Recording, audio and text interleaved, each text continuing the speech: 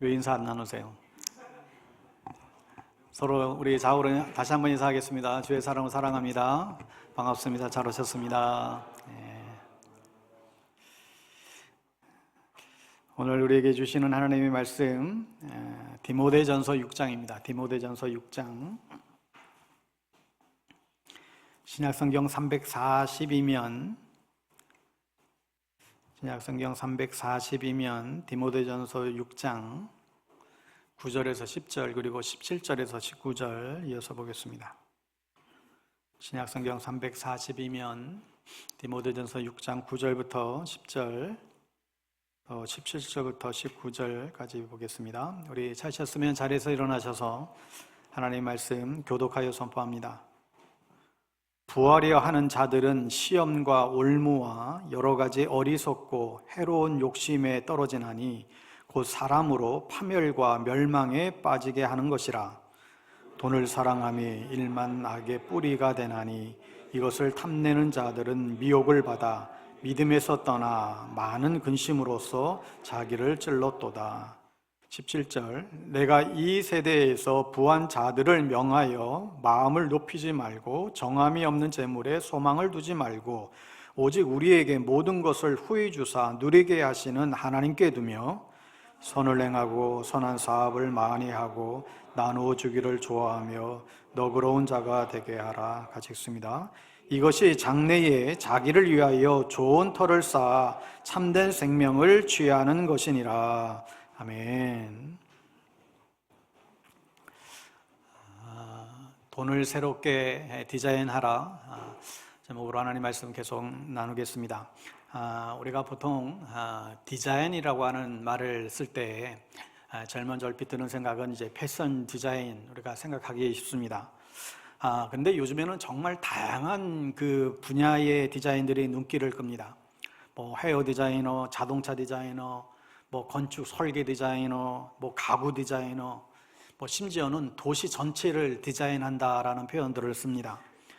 여러분, 그런데 그 어떠한 영역보다도 더 본질적으로 가장 선행되어져야 될 것은 우리의 인생을 새롭게 디자인하는 일이라고 생각합니다. 우리의 인생을 잘못 디자인된다고 한다면 그것은 그 인생을 불행으로 이끌어 갈 것이기 때문에 우리의 인생이 디자인을 실수하거나 착오 없이 디자인해 나가는 것은 우리에게 너무나 중요합니다.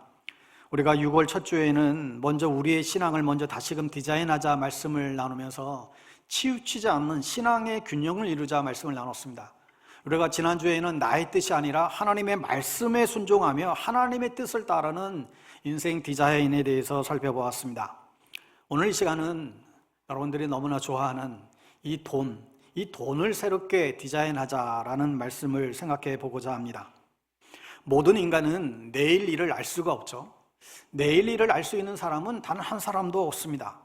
그렇다면 내일 일을 알 수 없는 우리들이 이 땅을 살아가면서 어떻게 살아야 할까? 내일 일을 대비할 수 있는 일은 무엇인가? 많은 사람들은 가장 미래를 대비하는 가장 확실한 대비책으로 삼고 있는 것 중에 하나가 바로 재물을 쌓는 일일 것입니다. 만약에 여러분, 저와 여러분들에게 억소리 나는 이제 통장이 있다라고 한번 생각해 보십시오. 나에게 지금 억소리 나는 통장이 있다. 아마 그것이 여러분의 내일을 확실하게 대비해 줄 것이라는 그런 생각을 하게 될 것입니다. 반면에 여러분들에게 억소리 나는 통장이 아니라 악소리 나는 통장이 있다고 생각해 보십시오. 어떤 사람은 이것을 이제 악한 통장이라고 그랬는데 나에게 악한 통장만 있다고 한번 생각해 보십시오. 그러면 여러분은 여러분의 미래를 제대로 대비하지 못한다라고 하는 생각을 하면서 내일의 염려를 하고 있을지 모르겠습니다. 여러분 혹시 지갑들 갖고 계신가요? 지갑 갖고 계세요? 지갑 한번 꺼내 보시겠어요? 제가 지갑 꺼내려고 챙겼다가 지금 가지고 오지 못했는데 지갑 한번 꺼내 보세요. 지갑 다들 있죠? 나 지갑 있는 남자입니다. 한번 흔들어 보세요. 지갑 있는 분들. 협조해 주세요. 지갑 있는 분들. 다 끊으셨어요? 옆에 분과 바꾸십시오. 빨리 바꿔보세요. 앞뒤로 하여튼 다른 사람 바꿔보세요. 가까운 사람. 잠깐만 바꿀 거예요. 잠깐만. 예, 완전히 바꾸는 게 아니니까 잠깐만 바꿔보십시오. 예. 잠깐만 바꾸세요. 잠깐만. 바꾸신 거예요? 예, 바꿔주세요. 장로님. 장로님도 바꾸셔야 됩니다. 예. 예. 예. 다 바꾸셨죠? 이제 헌금하겠습니다. 지금까지는 인색하게 하셨는데 여러분 마음껏 왜 금세 바꾸세요?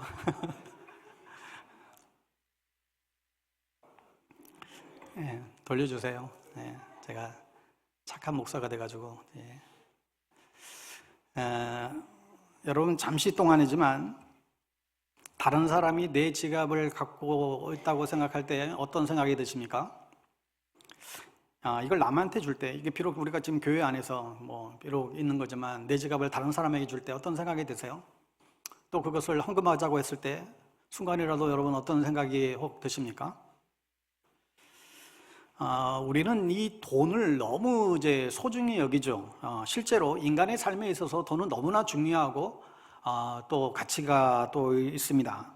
돈이 전혀 없으면 사실상 우리가 실제 삶을 사실 영위할 수가 없습니다. 교회가 만약 돈이 전혀 없다라고 한다면 사역을 하는데 필요한 재정을 확보하지 못하고 결국은 모든 교회 사역을 멈추어야만 할 것입니다. 따라서 우리의 인생을 제대로 디자인하길 원한다면 이 돈에 대해서 반드시 생각해 봐야 됩니다. 특별히 예수를 믿는 우리 크리스찬들은 인생을 우리가 다시금 디자인하길 원한다면 이 돈에 관한 하나님의 관점을 반드시 이해하셔야 합니다. 하나님께서 돈을 어떻게 보고 계시고 또 하나님께서 우리로 하여금 돈을 어떻게 취하기를 원하시고 또 이 돈을 어떻게 사용하기를 원하시는지 우리는 분명히 알아야 합니다. 그래서 오늘 우리는 예수님을 통해서 우리의 이 돈에 대한 인생의 디자인을 배우기를 원합니다. 여러분, 우리가 예수님에게 돈에 대해서 배운다고 했을 때에 혹 좀 안 어울리는 조합이라는 생각을 할지도 모르겠어요. 거룩하신 예수님과 어떻게 보면 좀 세속적인 이 돈과 이게 좀 이제 어울리지 않는다 생각이 들 수도 있겠습니다. 여러분, 그런데 전혀 그렇지 않습니다. 거룩하신 예수님께 세속적인 돈에 대해서 배운다는 게 좀 신통치 않게 읽을지 모르겠는데 전혀 그렇지 않아요. 여러분, 복음서에 보면 예수님은 그 어떤 주제보다도 이 돈에 대해서 많은 부분들을 할애해서 설교를 하십니다. 사실 어떤 기도나 예배나 어떤 전도보다도 이것들을 다 합친 것보다도 더 많은 부분을 돈에 대해서 예수님은 가르쳐 주셨어요. 왜 그랬을까요? 그것은 우리 인간에게 있어서 돈이 너무나 또 중요하고 또 우리의 영적인 신앙의 삶에 있어서 돈이 차지하는 그 부분이 너무나 크기 때문에 그렇지요. 여러분, 예수님은 세상의 어떤 재정 컨설턴트보다도 그 분야에 아주 뛰어나신 분이세요. 그래서 오늘 예수님으로부터 돈에 대한 인생의 새로운 디자인을 우리가 배울 수 있기를 바랍니다. 먼저는 우리가 이 돈의 한계를 깨달으라고 말씀합니다. 돈의 한계를 인식해야 된다. 돈에 한계가 있다라는 거예요. 사람들은 돈이면 안 되는 게 없어, 돈이면 다 되지, 이런 얘기들을 우리가 쉽게 합니다. 전능하신 하나님이 아니라 전능하신 돈님을 어떻게 보면 믿어요.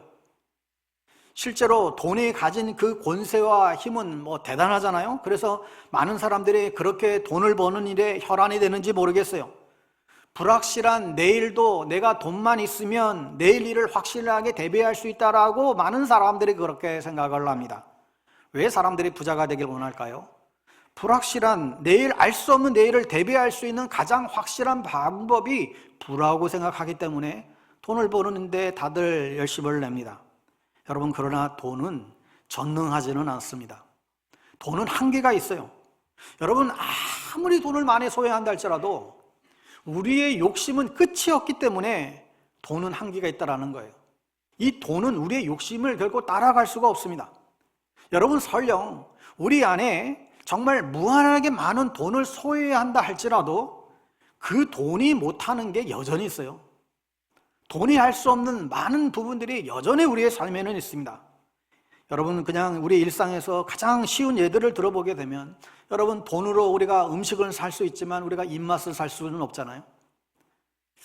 연세 드신 분들이 가장 힘들어하는 것 중에 하나가 이거더라고요. 아무리 맛있는 음식, 고급진 음식을 먹어도 입맛이 없대요. 이 음식 먹는 게 돌덩이 씹는 것 같대요. 그러니까 돈이 많아도 건강을 살 수는 없습니다. 좋은 집을 살 수는 있지만 화목한 가정을 또한 이룰 수는 없죠. 돈으로 누군가에게 환심을 살 수는 있지만 존경을 받을 수는 없습니다. 돈으로 이 의식주의 문제는 어느 정도 해결할 수 있을지 모르겠지만 죽음의 문제를 해결할 수는 없습니다. 돈으로 우리가 편안한 삶을 우리는 살 수 있겠지만 위대한 삶을 우리가 살아갈 수는 없습니다. 예수님은 이런 돈의 한계를 아셨기 때문에 너희는 조심하여 온갖 탐욕을 멀리하라고 말씀했습니다. 재산이 차고 넘친다 할지라도 사람의 생명은 그 소유의 넉넉함에 있지 않다라고 분명히 말씀하셨죠. 여러분, 우리는 흔히 돈이 많으면 저 집은 잘 살아 이런 표현을 합니다. 저 집 잘 살아, 저 부잣집인데 되게 잘 살아. 여러분, 그렇게 말하지만 꼭 그렇지만은 않아요. 돈이 많으면 잘 살 수는 있지만 꼭 그렇지 않습니다. 오히려 돈이 너무 많아서 그 많은 재산 때문에 오히려 형제들끼리 싸움질하고 가정의 화목이 깨지는 경우는 너무나 우리 주변에 많이 있습니다. 그러니까 이 돈이 많은 것과 잘 사는 것은 별개임을 알 수 있습니다. 여러분, 그렇다고 돈을 돌처럼 여기고 돈을 아주 무가치하게 여기고 돈을 벌지 말라거나 돈이 나쁘다고 말하는 것이 결코 아닙니다. 저는 가능만 하면 우리 모든 성도님들이 열심히 일해서 그리고 하나님의 정말 은혜를 입어서 많은 돈을 벌기를 원해요.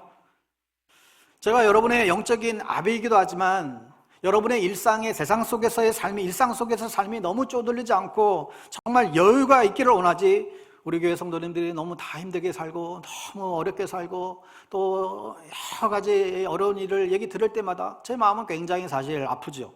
여러분 모두가 좋은 직장도 만나고 열심히 일해서 주님 주시는 그 은혜 아래서 정당하게 많이 벌고 여러분 쓸 수 있게 되기를 바랍니다.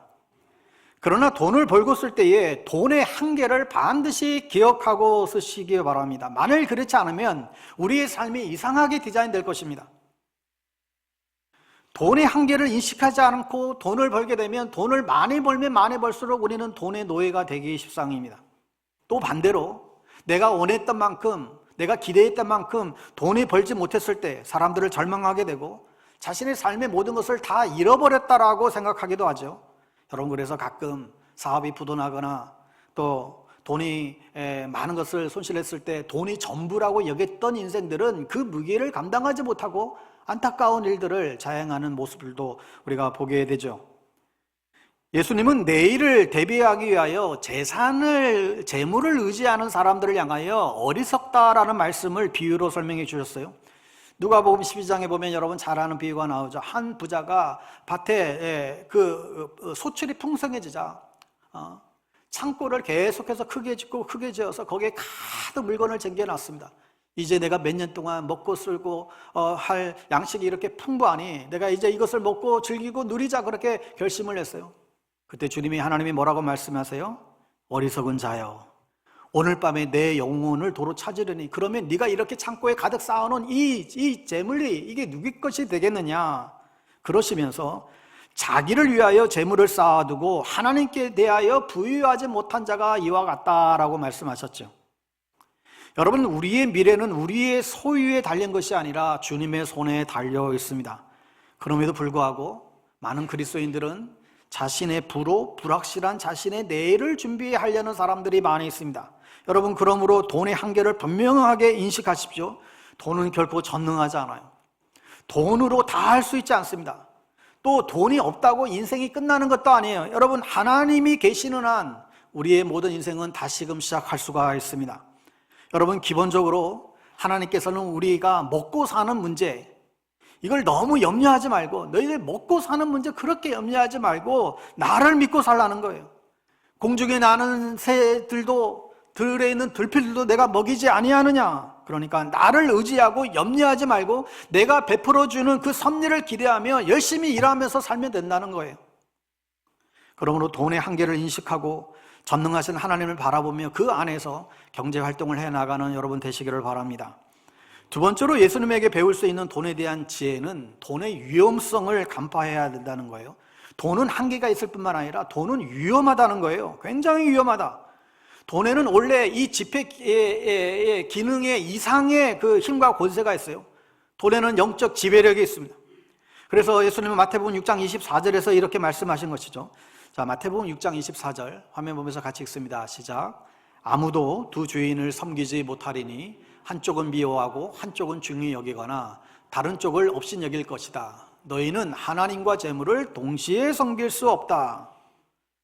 예수님은 돈을 자신의 강력한 경쟁자로 인식했는지 너희는 하나님과 돈신을 겸하여 섬길 수 없다라고 말씀하신 것이죠. 여러분, 우리의 사회에서 돈은 가장 강력한, 어떻게 보면 우상 가운데 하나입니다. 미국의 1달러 이 지폐 가운데 보면 In God We Trust의 그 중간 윗면에 그렇게 적혀 있잖아요. 우리는 하나님 믿는다라고 말하면서 그러나 정작 그렇게 실제로 그렇게 살지 않고 돈을 더 의지하고 돈을 방패 삼아 살아가는 경향들이 너무나 많이 있습니다. 여러분, 그러나 우리가 그것을 의지하기 시작하면 그것이 우리를 속박하고 우리의 인생을 망가뜨린다는 사실이에요. 여러분, 얼마나 많은 가족 관계가 돈 때문에 망가지는지 아십니까? 얼마나 많은 관계가 돈 때문에 깨어지고 험해지는지 아십니까? 얼마나 많은 사람들이 이 돈 때문에 인간적으로 못할 짓을 하고 하나님도 제대로 섬기지 못하는지 아십니까? 얼마나 많은 사람들이 자신의 가치를 인정받기 위하여 이 돈과 재물에 집착하는지 아십니까? 여러분, 자신의 가치를 자신의 가진 그 돈으로 입증하려는 사람들이 얼마나 많은지 아세요? 여러분, 돈의 가치가 나의 가치가 되는 건 아니잖아요. 내가 돈이 없지 가오가 없냐? 여러분, 이거 기억나시잖아요? 어느 영화에서 자주 썼던 이네. 내가 돈이 없지 가오가 없냐? 어떻게 보면 우리가 이 자세가, 이런 자신감이 있어야죠. 그럼에도 많은 이들이 그 소유의 가치를 자신의 존재 가치로 여기고 사는 사람들이 많이 있습니다. 그러다 보니까 더 많이 가지려고 혈안이 되는 것이죠. 우리말 속담에 사람이 거짓말하나 돈이 거짓말하지, 이런 말을 합니다. 돈이 그렇게 만든다는 거예요. 돈이 결코 믿을만하지 못합니다. 돈이 우리를 속이고 돈이 우리를 왜곡시켜요. 그 돈 몇 푼이 우리를 추하게 만들어요. 여러분, 돈을 벌 때 돈의 위험성을 간파하시고 돈을 버시기를 바랍니다. 내가 돈을 소유하는 것이 아니라 돈이 나를 소유하고 있지 않는지 스스로 한번 질문해 보세요. 돈으로 나 자신의 가치를 평가하고 있지는 않은지 여러분 스스로에게 질문해 보세요. 고급차를 타고 다니면 나의 가치가 고급져 보이고, 좋은 회사에 다니면 나의 가치가 그만큼 높게 보이곤 하죠. 여러분, 우리가 그런 생각으로 다른 사람들을 그렇게 평가하고 있는 것은 아닌지 여러분 스스로를 한번 생각해 보십시오. 그래서 야고보 5장에 보면 야고보 사도는 재물에 의존하는 마음을 탐욕이라고 지적하면서 그것이 우리의 영혼을 좀먹는 녹과 같다라고 말하고 있습니다. 오늘 바울 사도는 본문에서도 돈을 사랑함이 일만하게 뿌리라고 말씀하고 있는데, 여러분, 돈 자체가 아니라 돈을 사랑하는 태도가 그렇다는 얘기예요. 우리가 돈을 잘 사용하되 돈을 사랑하지 않도록 노력하시기 바랍니다. 바울은 오늘 9절에서 해로운 욕심, 즉 탐욕은 반드시 사람을 파멸과 멸망에 빠뜨리게 한다라고 지적하면서 돈을 사랑하는 것, 돈을 의지하는 것, 그것은 일만하게 뿌리가 된다라고 경고하고 있습니다. 여러분, 탐심은 1만 가지의 악의 뿌리가 된다. 우리 안에 탐심이 있잖아요. 근데 이게 1만 가지의 악의 출발이 된다는 거예요.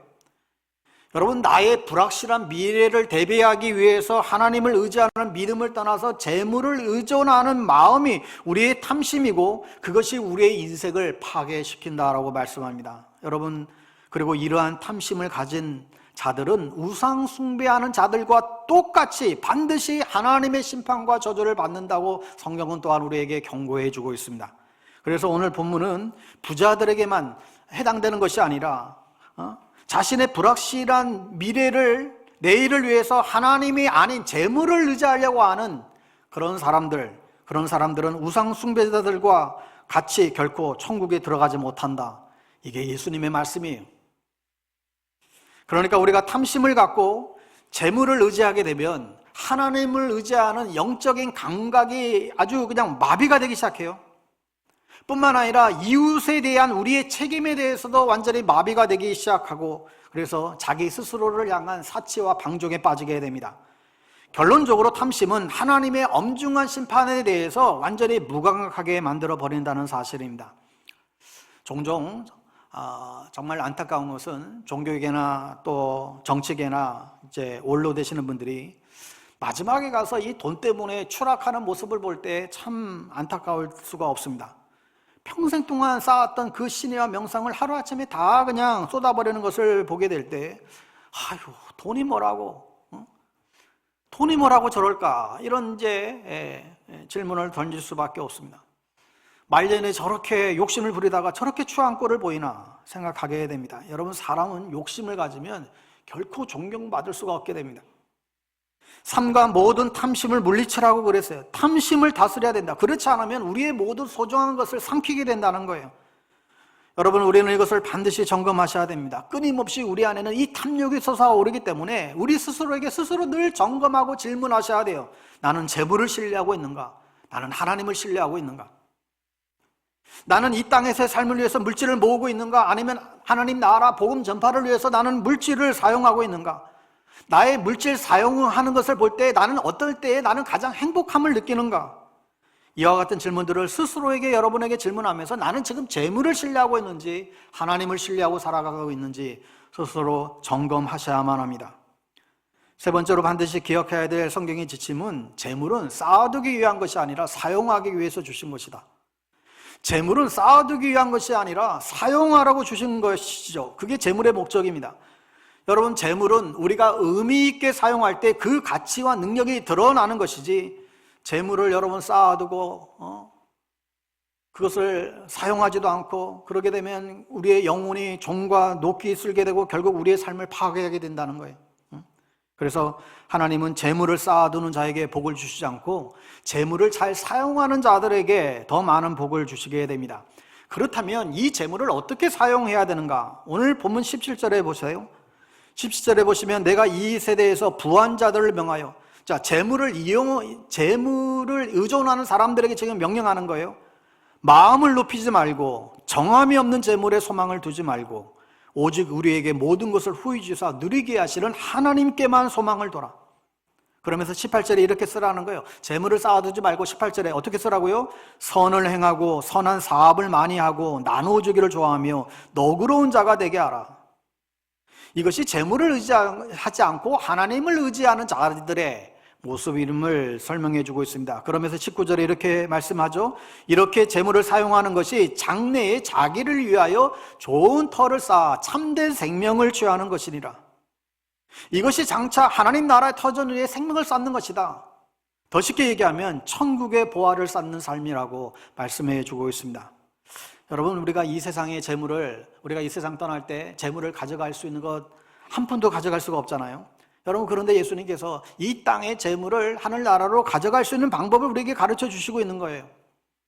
여러분, 우리가 신용카드를 쓰게 되는데 카드를 쓰게 되면 이게 포인트가 쌓입니다. 여러분, 이 포인트가 쌓이게 되면 이 포인트로 때로는 뭐 커피도 마시기도 하고 여러분 그걸 활용하잖아요.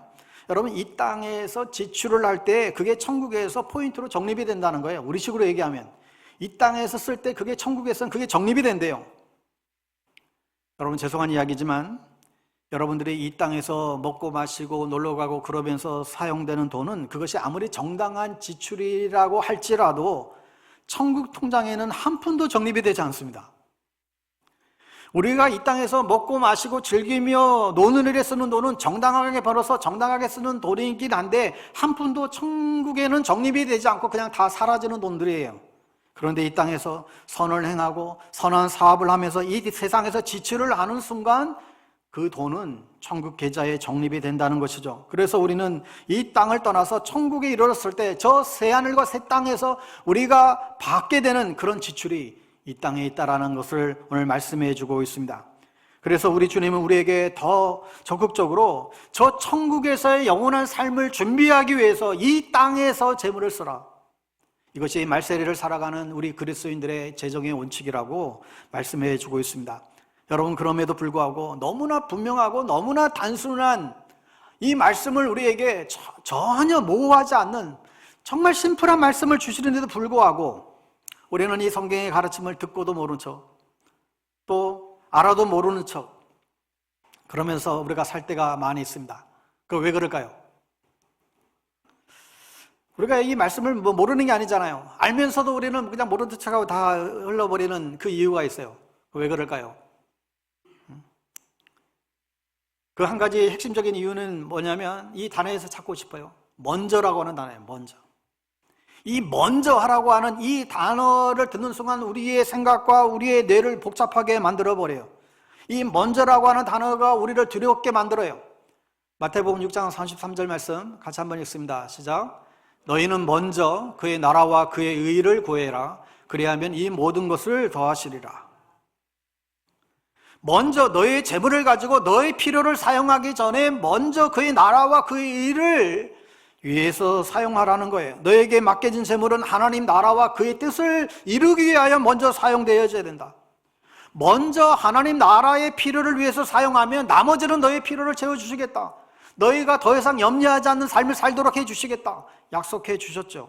그런데 이 먼저라고 하는 단어 때문에 다 걸려 넘어져요. 여러분, 예수님의 재정 원칙에 있어서 어디에 사용해야 하는가도 중요하지만 그보다 더 중요한 것은 먼저 사용하라는 거예요. 왜냐하면 이 먼저라고 하는 단어 안에는 우리의 믿음이 포함되어 있습니다. 먼저는 나는 재물을 의지하지 않고 하나님을 의지한다라고 하는 이 믿음이 먼저라고 하는 단어에 표현되어져 있습니다. 이 먼저가 나의 마음의 탐욕을 소멸시킬 수 있는 유일한 열쇠가 된다는 사실을 기억해야 돼요. 이 먼저가 내 마음에 있는 탐욕을 물리칠 수 있는 유일한 열쇠다. 이 먼저의 관문을 통과하지 않는 자는 절대로 마음의 탐욕을 소멸시킬 수가 없어요. 먼저의 시험을 통과하는 자들만 천국에 투자하는 천국 투자자의 삶을 살 수가 있게 되는 것이죠. 먼저라는 이 관문을 통과한 자만이 예배가 어쩌면 진짜 예배가 될 수 있게 됩니다. 여러분, 그래서 우리는 돈에 대한 올바른 우선순위를 분명하게 정립하셔야 됩니다. 여러분, 만약에 여러분에게 이 좀 돈에 대한 여윳돈이 생기면 여러분 그걸 어떻게 쓰십니까? 만약 내가 100만 원이 1000만 원이 호 여러분이 생각지도 않은 공돈이 생겼다고 합시다. 여러분 그거 어떻게 쓰실래요?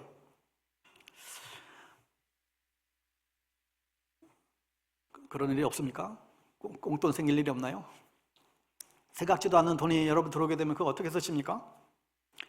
로원 블러드라고 하는 경제학자는 우리가 돈만 있으면 하는 일, 그것은 5가지일 뿐이다 라고 아주 축약해서 설명해 놨어요. 그게 뭐냐면 하나는 지출하는 거예요. 돈이 있으면 쓰는 거죠. 쇼핑하고 외식하고 쓰는 거예요. 돈 생기면. 또 하나는 그 다음은 그걸 또 빚 갚는 데 쓰는 거예요.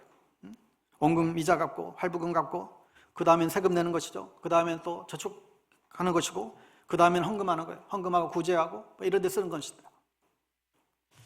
자, 이게 돈으로 하는 모든 일이래요. 여기에 사실 다 들어있잖아요.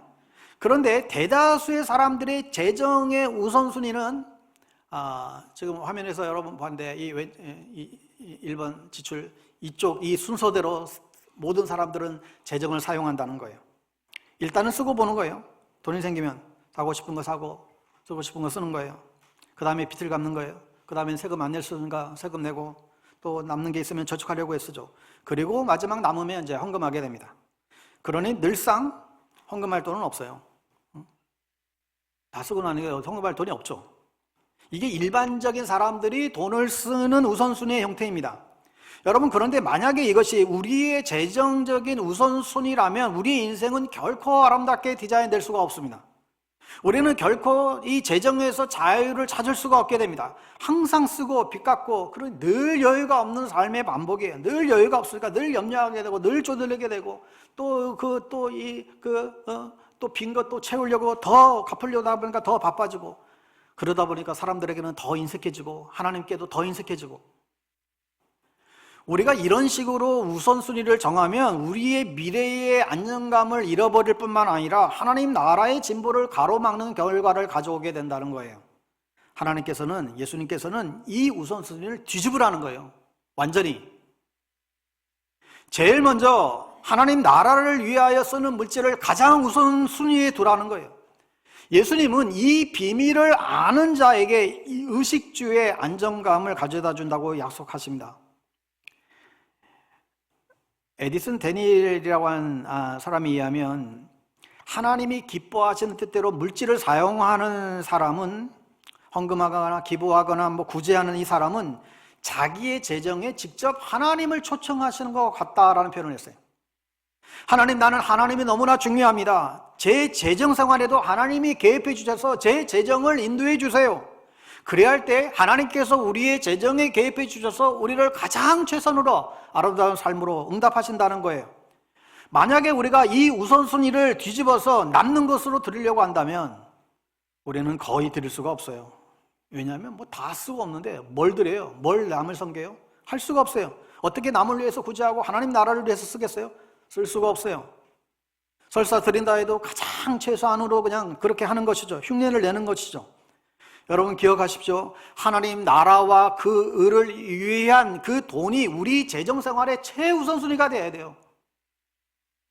그럴 때 하나님께서 우리의 삶에 개입할 것입니다. 하나님이 개입하시면 우리의 인생이 가장 아름답게 디자인될 것입니다. 아멘. 아멘들 안 하셔. 응? 왜 갑자기 얼굴들이 다 굳어지셨습니까? 여러분, 미국에 은행을 다니는 한 청년이 있었어요. 그가 1859년 세계 최초로 석유경이 발견되자 그 친구인 록펠러와 함께 석유회사를 세웠대요. 근데 이 사업이 기대 이상으로 성공했고 아주 그냥 대박이 났어요.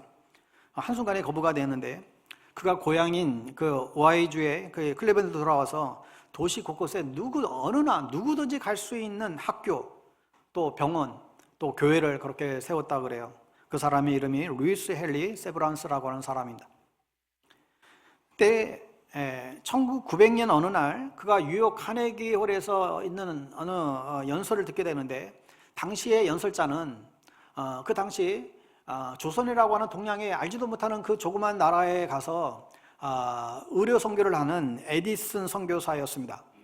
그분이 연설을 하면서 내가 지금 조선이라고 하는 나라에 갔더니 그 나라의 병원이라고는 뭐 거의 제대로 병원도 없고 아주 빈약하고 간호사도 없이 한 명의 의사가 다 꾸려가는 그런 아주 열악한 환경이 있다, 그런 보고를 하게 돼요. 그 연설을 들은 이 세브란스는 당시 1만 5천 불을 기부했고, 그리고 4년 뒤 경성에 조선 최초의 종합병원인 세브란스가 이제 세워지게 된 곳입니다. 당시 그가 기부했던 그 금액의 가치로 약 5천억 원 정도 된다고 그래요. 또 한 사람을 소개해 봅니다. 2022년 3월 27일 99세의 일기로 소천했던 온누리교회 장은복 장로님이 계세요. 이 장은복 장로님은 6.25 전쟁 때 그 사진 보여주실래요? 황효대에서 올라마셨어요. 북한에 있을 때 그 의사 면허 자격증을 취득한 게 있어서 1960년대 초부터 한남동에서 병원을 개업해서 30년 이상 그렇게 진료를 하셨다고 그럽니다. 그러니까 모두가 다 궁핍했던 시절이기 때문에 거의 무료 진료하기가 대부분이었고, 그럼에도 불구하고 개의치 않고 환자들을 돌봤다고 그럽니다. 아무리 아프고 가난한 사람은 어떤 이유 할 것 없이 그저 돕는 게 우선이라고, 그걸 교회에서든 어디서든 너무나 귀가 닳도록 배웠던 터라 그대로 그분은 그렇게 실행했다고 그럽니다. 장로님의 아내 김영성 권사님은 간호사를 함께 동역을 했습니다. 이 장로님 부부는 얼마나 검소했는지 모른대요. 그래서 그렇게 평생 모았던 전 재산 113억 원, 이게 얼마나 큰 돈인지 모르겠어요. 그걸 이 전체 재산을 한동대학교에 기부를 하고 250명의 학생들에게 공부할 수 있는 장학금 수혜를 입혔다고 그러죠. 그가 다음과 같은 말을 남기고 천국에 가셨다고 그래요. 배워서 남 주세요. 그리고 벌어서도 남 주세요. 그리고 자녀들과 자손들에게 마지막 운명 유언을 하면서 누가 뭐래도 예수를 잘 믿어야 된다, 이 말씀을 남기고 소천하셨습니다. 또 한 사람의 인물이 있습니다. 여러분 올로 배우 신영균 씨 기억하시죠? 1700년대 한국 영화계를 이끌었던 장로님, 이분이 2010년도 500억 가치의 명모극장 그걸 기증을 했습니다. 그리고 모교인 서울대에 100억 이상의 또 대지를 기부를 했습니다. 자신의 자녀들은 이제 다 먹고 살만 하니까 전액 남은 재산도 사회에 기부하겠다고 밝혔습니다. 그러면서 자신의 장례를 치를 때 손때 묻은 성경책 하나 자신의 관에 넣어달라고 그렇게 말했다고 하죠. 마지막 한 사람을 더 소개해 봅니다. 여러분 배민 아시죠? 배민, 배달의 민족. 이 배달의 민족을 개발한 우아한 형제 창업자인 김봉진 의장, 아주 신실한 크리스찬입니다. 지금 40대 후반이니까. 이분도 재산의 절반 이상을 사회에 환원하겠다고 밝히면서 세계적인 그 기부 클럽인 더 기빙 플래지, 이게 한국에 그게 뭐 그 금액을 제가 잊어버렸는데 얼마 이상 해야만 그 단체에 가입할 수 있는데 우리나라 사람으로는 최초의 사람이 됐다고 그래요. 자신의 재산의 절반인 5,500억, 5,500억이면 얼마입니까? 이 5,500억을 기부했고 취약계층의 의료, 생활비 지원에 힘쓰고 있다고 그럽니다. 근데 참 이분 이제 간증 들으면서 인상적인 것은 이분의 모교회가 이 금호동에 있는 옥수중앙교회예요. 옥수중앙교회인데 이 교회에, 그 교회에 속해 있는 사단법인 어르신의 안부를 묻는 우유 배달, 이게 사단법인 이름이에요. 어르신의 안부를 묻는 우유 배달, 이 단체가 있어요. 이 단체는 동네 독거 노인들에게 매일 아침 우유를 배달하는데 이 우유 배달원이 배달한 우유를 그 독거 노인들이 그 우유 그 함이 있지 않겠어요? 그거를 수거해 가지 않으면 주민센터의 사회복지 사람들에게 알려주는 그런 시스템이에요. 그러니까 이 그 우유를 통해서 영양을 공급하고 또 사회의 그 사회적인 관심을 이 독거 노인들에게 전달하는 이런 시스템을 그 교회에서 지금 운영하고 있는데 이것을 제일 처음에는 그 교회 목사님의 처남 되시는 분이 일정액을 기부하면서 그 일이 시작이 됐고, 그리고 뒤이어서 당시에 30대의 젊은 이 김봉진 이 집사가 이것을 맡아서 이 일을 자리를 잡게 되었다고 그럽니다. 이 김봉진 집사가 청년 시절부터 교회 앞에 살면서 일찍이 여러 가지 사업을 막 했나 봐요. 근데 이 교회 목사님이 이 김 집사 개업 예배만 7번 쫓아다녔대요. 이거 한번 망하고 이거 한번 망하고 7번 개업 예배다가 8번째 개업 예배 드리고 나서 대박 났다는 거예요. 그게 배달의 민족이. 그러면서 우유 배달을 독거 노인들에게 전달한 것이 이 배달의 민족에 탄생하게 된 배경이 됐다는 거예요. 그럼 이게 감동적이지 않습니까? 그 이름이 거기서 따온 거예요. 자기가 우유 배달하면서. 여러분 몇몇의 대단한 기업인이나 유명인들 속에 있지만 여러분 돈이 많다고 기부하고 헌금하는 거 그거 쉬운 게 아닙니다. 하지만 이게 진정한 크리스찬의 모습이고 말세에 살아가야 될 우리 그리스도인들의 재정의 지침이라고 생각합니다. 이들은 이 땅에서도 은혜를 누리겠지만 천국에서도 더 말할 수 없는 은혜를 누릴 것이라 그렇게 생각하게 됩니다. 여러분 우리 모두가 이런 믿음의 사람들을 뒤따라갈 수 있는 은혜가 있기를 간절히 바랍니다. 마지막으로 우리는 우리가 갖고 있는 것을 족한 줄로 여기는지 스스로에게 물어봐야 됩니다. 나에게 있는 것을 족한 줄로 여기고 있는가? 지금 나에게 주어진 것이 얼마만큼인지 상관없이 족한 줄로 여기지 않으면 우리 안에 탐심은 소멸되지 않고 우리가 하나님을 의지하는 우리의 믿음은 살아날 수가 없습니다. 여러분 왜 족한가? 내가 갖고 있는 것이 내가 하고 싶은 건 모든 것을 다 채울 수 있는 그런 막대한 그것이 있어서 족한 게 아니라는 거예요. 왜 족한가? 하나님이 계시기 때문에 족한 거예요. 하나님이 나의 유일한 공급원이 되시기 때문에 족한 거예요. 오늘 히브리서 13장 5절 우리가 이번 달 암송 말씀 다시 한번 보세요. 돈을 사랑하지 말고 있는 바를 족한 줄로 알라. 그같이 말씀하시기를 내가 결코 너희를 버리지 아니하고 결코 너희를 떠나지 아니하리라. 여러분 돈을 사랑하는 것의 반대가 뭐예요? 족한 줄로 아는 거예요. 탐심을 이길 수 있는 비결이 뭐예요? 족한 줄로 아는 거예요. 왜 있는 것을 족한 줄로 알아야 된다고요? 하나님이 우리의 공급원이 되신 것을 알고 있기 때문에 그런 것이죠. 여러분 탐욕이라고 하는 불신앙에 맞서기 위해서 우리에게 필요한 무기가 무엇입니까? 우리 안에 일어나는 이 탐욕을 이겨낼 수 있는 이 무기가 뭐예요? 예수 그리스도 그분 한 분만으로 우리의 공급은 충분한다라고 하는 것을 믿는 그 믿음에 있습니다. 여러분 이것을 가르쳐주는 장소가 어디입니까? 바로 광야죠. 광야는 모든 것이 부족한 장소예요. 그런데 그곳에 가야만 우리의 탐심이 죽어요. 그렇게 돼야만, 그곳에 가야만 우리는 하나님을 의지하는 믿음이 살아나게 됩니다. 여러분 가운데 혹시 지금 내 삶이, 내 인생이 지금 광야처럼 메마르고 쪼들리고 숨이 헛걱 막히는 그런 상황 가운데 계신 분들이 혹시 있습니까? 광야는 우리의 탐심을 죽이는 곳이에요. 재물을 의지하는 이 마음을 죽이는 곳이 광야예요. 탐심은 죽고 믿음이 살아나는 곳이 광야예요. 우리의 불신은 죽고 예배가 살아나는 곳이 광야이지요. 그래서 생명이 살아나고 기쁨이 살아나고 행복이 살아나고 평안이 살아나는 곳이 광야입니다. 그래서 광야는 아름다운 곳입니다. 여러분, 인생의 광야에서 우리는 모든 것이 바닥나는 우리의 끝을 경험하기도 하지만 동시에 우리의 인생의 광야에서 다시금 그리스도께서 다시금 시작하시는 그런 장소임을 우리는 발견하기도 합니다. 광야는 우리의 인생의 끝이기도 하고 그리스도가 시작되는 곳이죠. 그래서 광야는 떡으로만 살 것이 아니고 하나님의 말씀으로 살 것이라고 하는 그 비법을 배우게 되는, 이 땅에서 천국을 누리며 영원한 하나님 나라의 그 상급을 바라보며 살아가게 되는, 하늘에 속한 사람으로서의 삶을 살게 되는 그런 아름다운 장소입니다. 그러므로 여러분의 지금 여러 가지로 쫓기고 물질에 쫓기고 상황이 쫓기고 그런 광야에 있다 할지라도 결코 여러분 두려워하지 마십시오. 주님에게는 계획이 있습니다. 감당하기 어려운 시험을 혹여라도 지금 나에게 주시는 이유는 우리에게 참된 믿음을 기대하기 때문에 그렇습니다. 하나님의 공급하심을 여러분 기다리십시오. 반드시 공급하십니다.